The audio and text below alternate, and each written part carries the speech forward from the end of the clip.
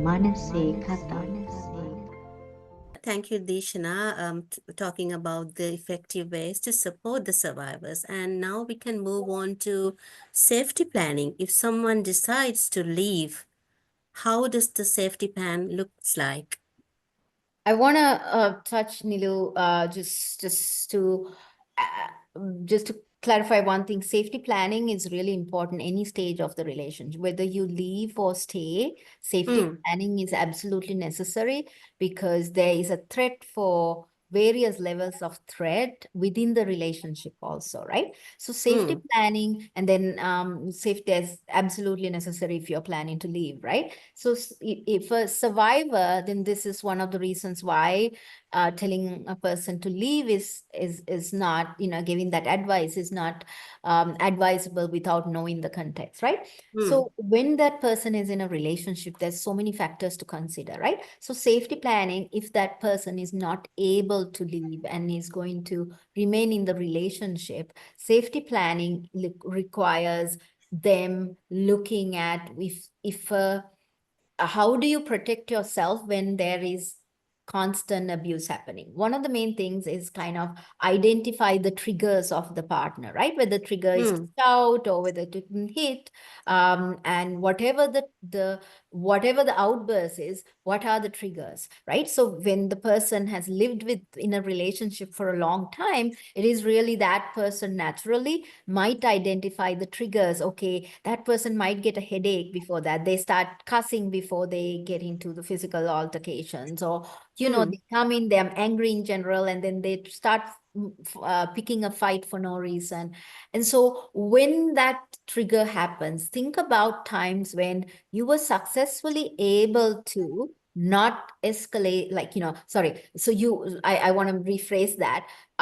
So think about the time when that argument did not escalate, right? Okay. So think about what happened that time, and then think Hmm. about strategies of what can I do to protect myself. If they're coming and cursing, don't maybe not say anything at that point, because now they are coming to that physical abuse or verbal, abusive stage. And so maybe whatever, however emotional, maybe you keep it for a different time of however you are emotional, whatever, because if you know that the physical abuse is coming following that, then it's easier if we plan things. If we have a Hmm. strategy, it's much easier to react to different contexts that happen, right? Every Yeah. situation of outburst is going to be unique and different, but if you have a plan of, okay, I'm going to do XYZ when he starts shouting. One of the other things is like, even if your relationship is not physical or highly dangerous, if it is emotionally put downs and everything, it's really important. If you're having a fight, you steer away from places where there are sharp objects or things that can be used as weapons, right? Like, so kitchen is a very bad place to have an argument because there's a lot Yeah. of knives, right? A lot of things that they can get into the argument and then just stab or do something, right? Like that opportunity, or hot water, throwing hot water, those kinds of things have happened, right? Hmm. So those kinds of things, steering away. So safety planning means that you stay away from those things. If you have children, if certain signs, you can have a signal with the children, they know to either go to the neighbor, or they go to the room, or they call somebody that is safe to come. You have a plan with them, right? So what Hmm. to do in this context, right? And so when you're in a situation, you have a plan of, and also, if don't don't get locked in a room when the abuse is happening with them, right? So that's really Hmm. important, because if you don't have an exit one, then you are more vulnerable in that context, right? Yeah. So um the other thing is, if you're planning to leave, then that also need to be planned. And if when I was a therapist, I'm now a professor, I hardly do therapy at the moment. But when I do therapy, and when I used to do, one of the first things when somebody says, okay, I understand I have to leave, and they are ready to leave, one of the first things I do is I get them to have a piece of paper and kind of go through, write down, or discuss what are the pros and cons of leaving, right? So that Okay. they are able to see the danger. They are able to also take that power with to them when they are leaving, that they are empowered to understand these are the pros and cons of leaving. They also understand that, okay, I may be without money from him. Where can I find that? Those kinds of things need to be considered. So you need to consider in a very, very systematic way, why do you stay? Why do you leave? Right? And so you have to understand those things. And so then when I guide them to leave, they know very systematically what to do.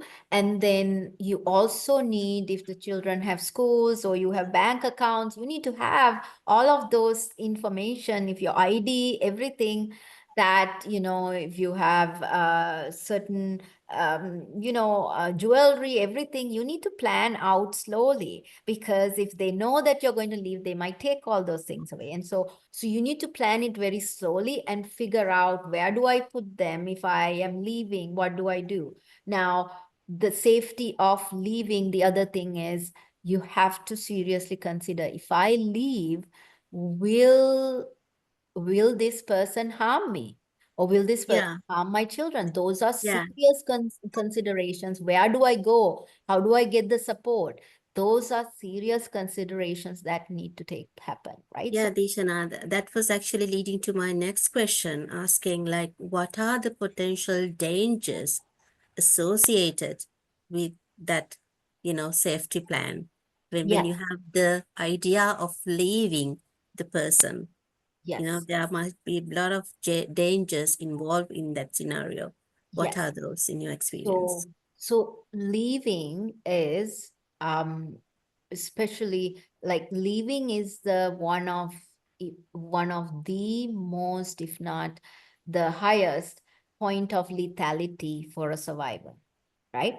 Especially like when you consider like the pit bull personality, they're losing power, right? So it's a very high risk for lethality. So lethality, when I mean, it's not just getting killed, but it's also, if they were doing psychology, like, emotional abuse, then Mm, it can lead to physical abuse. So the level of abuse intensity can get higher the point they're leaving, right? So that yeah. that I can't tell you what is the risk for everybody, right? It's an Mm, individual context by context scenario, and it mm, is that person needs to consider so many factors to identify the risk. And that's where, if you're planning to leave, going to an agency is really important, so that they can help you guide and help you think through some of the factors. Because mm, just leaving might, without thinking some of the dangers, um, it can be very lethal. And one of the main things with, especially like kind of the pitbull kind of personality, is that they might think that it is easier to leave, but then once they leave, the stalking and then lethality after the fact, there's this mentality in some of the people, especially people who commit homicide, killing their partners. There's this mentality of, if I can't have you, nobody else will.